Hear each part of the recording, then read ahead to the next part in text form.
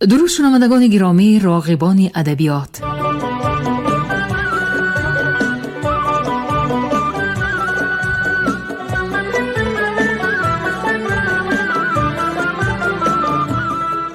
به توجه شما عزیزان، آثار مکمل یکی از شاعران حوزه ادبی عصر 19 بخارا، شمس‌الدین شاهین، تحت عنوان کلیات شمس‌الدین شاهین در قرائت کارمند شایسته تاجیکستان علیزاده عبدالرشید خوجمقل بشنوید.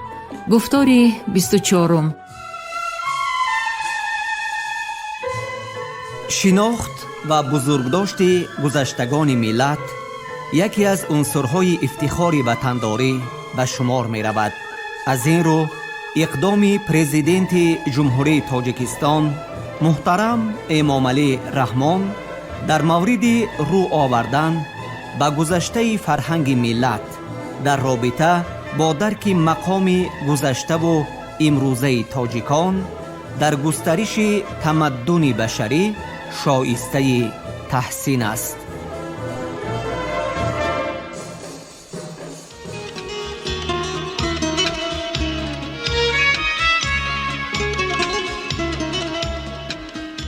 دایره ادبی خطلان زمین در عصر 19 و ابتدای عصر 20 شاعران زیادی را به کمال رسانیده است. اکثر آنها در بخارا تحصیل کرده سپس به زادگاه خود برگشتند و به حیات ادبی خطلان وارد گشتند. ناصح کلابی، حاجی حسین کنگورتی، رحیمی، حاجی محمود خواجه بلجوانی، ملا رجب، میرزا قدم مجرم راغی، میزراب خان خاطری و باز بسیار دیگران از آن جمله اند. این شاعران در رشد و تکامل ادبیات این دوره حصه بی‌نظیر خویش را گذاشته با آثار گرانبهای خود در بلند بردن ذوق معنوی اهل جامعه تأثیر مثبت رسانیده اند.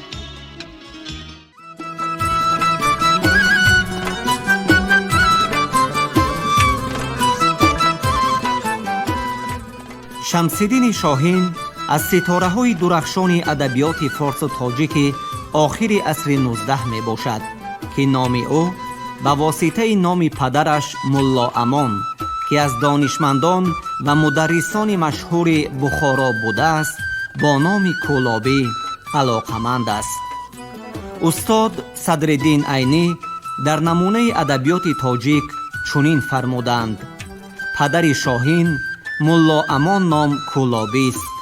از وطن اصلیش به نیت تحصیل علم و بخارا آمده در اینجا توطن و ازدواج کرده. شاهین در بخارا تولد یافته و کسب و کمال نموده است.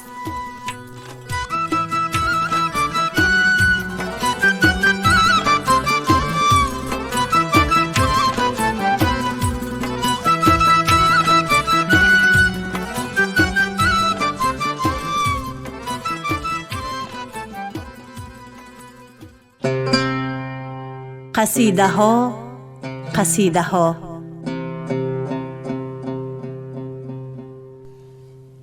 در مدح استاد خود و پسر او قاضی میر بدرالدین.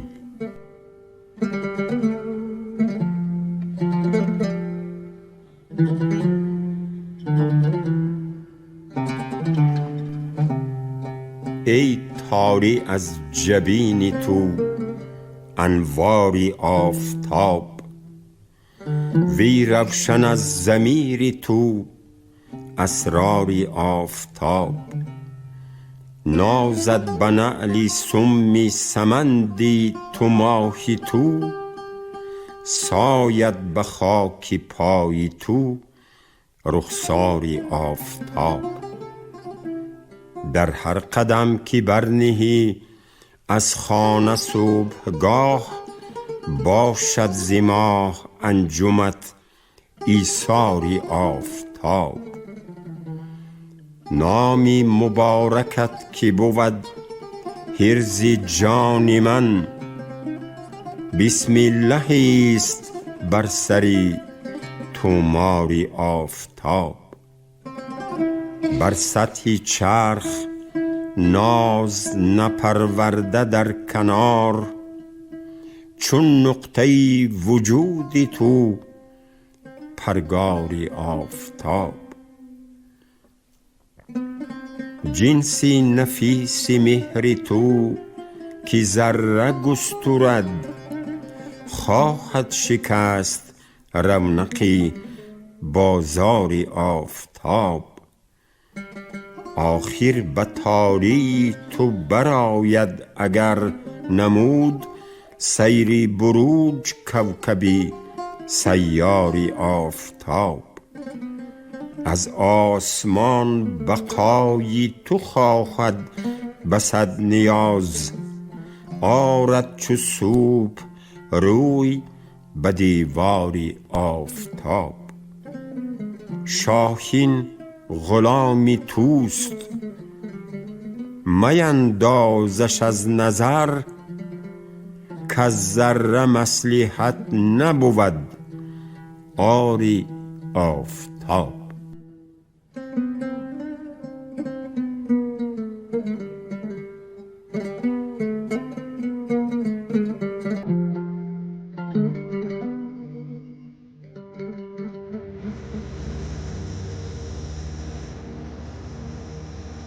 در مرثیه دوست خود شاعر ناکام عنایت.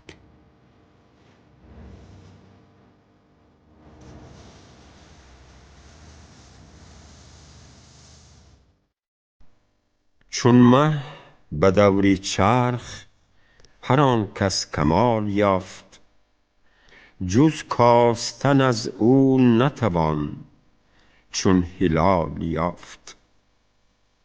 هر فکر از او گذاشت به خاطر خطا گرفت، هر رای از او گماشت به باطن محال یافت. از لطف طبع رونق چینی اگر گذشت، در چار سوق دهر کسادی سفال یافت. آهنگ عشرت آن که چو بربط نمود ساز، از دست روزگار بسی گوشمال یافت. شرط وثاق هر کی به عهد زمانه بست، از راحت انفصال و به رنج اتصال یافت. گیتی نکرد قضیه از اتفاق عقد، کآخر نه از طریق عناد انحلال یافت. هر صیغه‌ای که دامن صحت فرا گرفت، در گوهر از تصرف دهر اعتلال یافت. وین نفس شوم را که به تن هر کی پرورید، بهر شکنج جان چو سگ اندر حبال یافت. گویی که دابه است به مرتع چرا نمود، دنبال حرص خواجه اگر گشت مال یافت. وین چشمه حیا که زهر هلاهل است، خضرش غلط نمود که آبی زلال یافت. هر کس که چون سفینه در این بحر بی کنار، پای سکون نهاد سری انتقال یافت. گر قرعه امید به فال حیات زد، آخر به مرگ خویش از آن قرعه مال یافت. بر قضیه قضا کی تواند علاج کرد، بر قدرت قدر کی تواند مجال یافت. بر نایی به قوت بازو به کار بود، رستم شکستی پنجه از این پیرزال یافت. بنشست هر کی بر سری الحمد چون الیف، پایان کار خویش چو پرداخت دال یافت. هرگز سری کمال نیفراخت کس مگر، چون دانه زیر خاک نشست و نهال یافت. مانند آن کسی که چو سیمرغ پر گشود، قافی هزار فضل و هنر زیر بال یافت. فکرش همی به ساز بلاغت طناب بست، کلکش همی به کوس فصاحت دوال یافت. هر جا که تافت توسن رایش عنان صلح، نارد سمند حوصله راه جلال یافت. هر معنی که داشت سری وحشت از عقول، عقلش چنان ربود که در پا عقال یافت. آب بغیر نظمش نتوان گوهر نوشت، سحری بجز حدیثش نتوان جلال یافت. تشهیر می کشید ز حسن مقال او، سبحان اگرچه شهره به حسن مقال یافت. چندین هزار آینه صیقل نمود لیک، آینه داری صنع همین یک مثال یافت. گردون پیر از سر غیرت گرفت کین، زان خرددانی که به آن خردسال یافت. داغی به دل نهاد که چون شمع آتشم، از دل زبانه داد به سر اشتعال یافت. در ماتمی مصیبتش از مویه شد چو موی، از ناله هر کی پیکری من همچو نال یافت. شاهین کشید ناله و افزود آه و گفت، افسوس نوری دیده بینیش زوال یافت.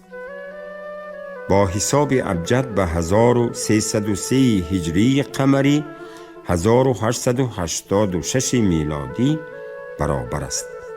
شاهین کشید ناله و افزود آه و گفت، افسوس نوری دیده بینیش زوال یافت. یا رب به حق آن که از این تیر خاکدان، طبعی ملول او همه گردی ملال یافت.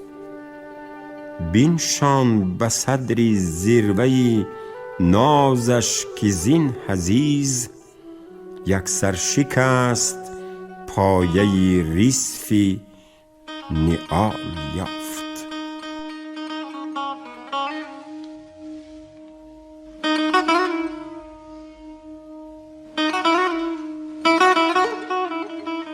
در شکایت از اهل دیار. در این دیار که قومش سگان آدم روست، وفا مجو که دل و رویشان ز آهن و روست. به چشم عبرتی این کورتینتان حسد، هزار گلشن اگر گل کنی نه رنگ نه بوست. اگر به خنجری کین سینه تو بشکافند، زنند تیر که این سوزن برای رفوست. هزار بحر اگر موج برزنی به وفاق، هنوز الفتشان با تو آب بر لب جوست. خوشان مثل که ز بیگانه دوست گر بودی، شکمبه به تن مردم چرا نگشتی پوست؟ به این جماعه برد از سری وثاق نماز، که زهر نیش به کژدم فزون تر از آروست. شفا بجوی براهی طلب ز تلخی صبر، که صبری تلخ بسا دردمند را داروست. پی تواضعی این قوم که محض ایشان کاست، سری هلال اگر بر فلک رسید فروست. ز اختلاط به هر تن که مرد تنم دارد، همان معامله کز پای سنگ فرق سبوست. به هر گوهر نگرم تیره روست همچو خزف، به هر صدف سپرم خشک مغز همچو کدوست. چگونه وا کشم از بند یأس پای امید، چنین که بر سری من از زمانه دستی خلوست. به جای آب دمی تیشه گر دهند، چسان در این حدیقه نهالی مرا مجالی نموست. مرا نه حوصله انتقام از دشمن، مرا نه دغدغه چشم عاطفت از دوست. برای زر نکشم ترش رویی مردم، مرا نه علتی صفرا نه رغبتی لیموست. ز دستی ماشطه دهر در پریشانی، مرا دلیست که چون شانه در خمی گیسوست. لبم هنوز ز دل ترجمان نگشته، ز خلق هزار خنجری زهراب داده وقفی گلوست. گهم به اوج کشد گه زند به خاک چو مهر، ندانم این فلکی سفله را چی وضع و چی خوست. زمانه آن همه شیرم نپرورد شاهین، مگر که شیر عروس و زمانه مادر شوست. هزار طبله مشک افشرد به هر رقمی، قلم که در کف من رشک نافه آهوست. گشای دیده مرا بر جراید اشعار، گرت به دل هوسی سیری روضه مینوست.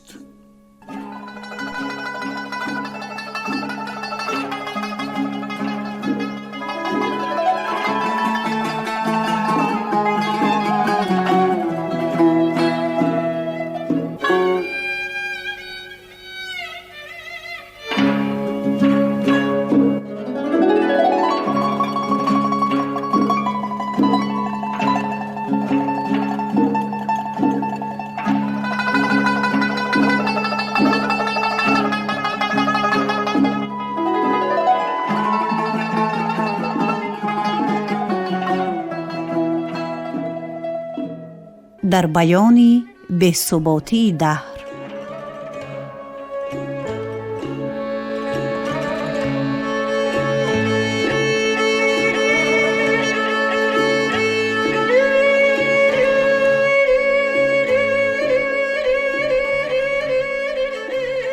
کی دید راحتی گیتی جز این که روزی 5 گذاشت عمر به مهنت در این سرای 35. رسید با همه آسایش از سپهر ولی به جان من نرسید از زمان غیر شکنج. اگر سپهر همین است از زمانه منال وگر زمانه چنین است از سپهر مرنج. گرت به مهر رسد سیتی ساز و دنبک و کوس ورد زمه گذرد غلغلی دهامه و سینج. مباش غره بسا کیقباد و اسکندر که روزگار به چندین هزار مهنت و رنج بروی تخته نشانیدش از تجمر تخت به کنج خاک کشانیدش از تحمل گنج. بیا و دستی ارادت چو من به دیر مغان به آب دیده بشو از دو کون تا آرنج. برغم دیده حاسد بکش پیاله می به کاسه سری زاهد بینه نواله بنج. گذار باری تعلق ز دوش آزادی سبکتنی مده از دست در پی خفرنج. به فاقه هر کی قناعت نمود مفت غناست که ناشتا نکند امتیاز ماش و گرنج. مدار چشم ز مردم بجوز عبارتی زیشت که انتصام محال است از دهان سکنج. به گوش ترک مزن پرده از نوای عجم مجوی گرمی بازار هند در ارگنج. مباز هرزه سری چون پیاده مهره اگر نی سواره فرزین عرصه شطرنج. چی اعتبار فزایی به قدر فرصت عمر که 10 است چی 10 یک شماری و چی 2 5.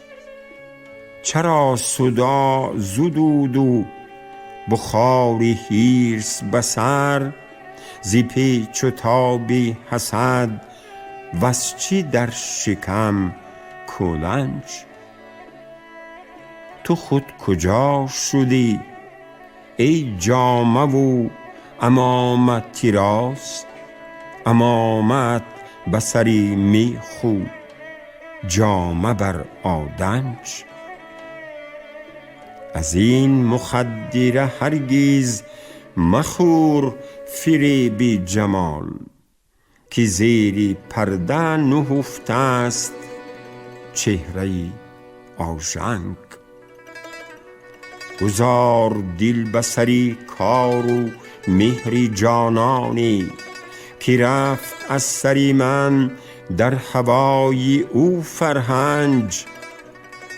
ز منکران تو ای یوسفی لقب چه عجب بریدند اگر دست ها بجایی ترنج.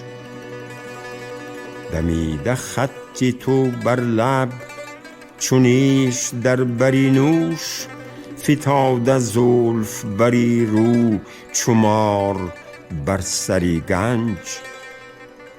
نمود زلف تو از گوشه های چشم کمین، کشود چشم تو از حلقه های زلف شکنج. اگر مقابلی چشمت نشد کسی به فریب، ولی حریف نگاهت نگشت در نیرنج. به فتنه هر نگهی توست غیرتی کشمیر، به کینه هر میژه‌ای توست دستگاهی فرنج. هزار جان بستانی ز راه عشوه و ناز، هزار دل بربایی به طرز غمزه و گنج. گهی ز لعل تو در دل هوای جرعه جام، گهی ز خال تو بر سر خماری نشأه و بنج. به عرض قصه شوق تو پخته مغزان را، بسوخت معنی خام آتشی عباره لنج. بهل که کسی پی نمی برد شاهین، به قدر دوری این ره به پای آبیل سنج. مرا دل می کشد امشب به وصلت انجمن کردم. مرا دل می کشد امشب به وصلت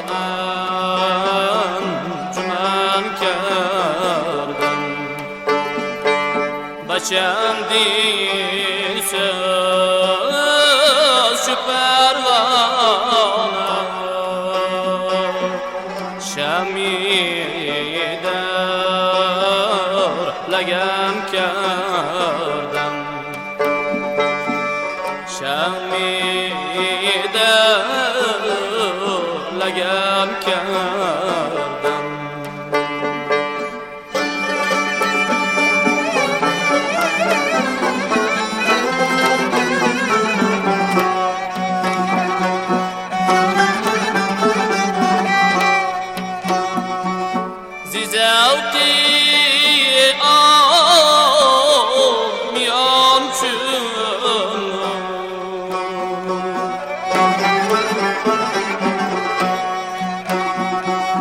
بخوتر لوز پیچیدم ز زلفی سر کشد انگشت حیرت دهم کردم. حیرت دهم کردم.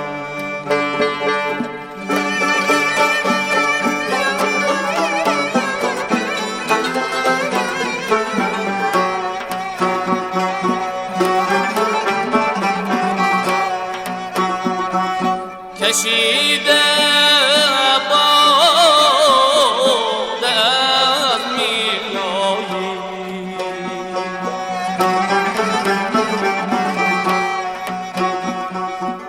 یاقوتی بجا میزد در آغوشی صدف دردانم. چندی از قدم کردم چندی از قدم کردم. شنوندگان ارجمند، شما گفتار 24 را از روی کلیات شمس‌الدین شاهین در قرائت کارمند شایسته تاجیکستان علیزاده عبدالرشید خوجمقل شنیدید. کارگردان گفتار شیرعلی نغزلی، صدابردار کریم طالبوف. تا برنامه‌های دیگر روح بالیده، خاطری جمع و تندرستی تمنا می‌کنیم.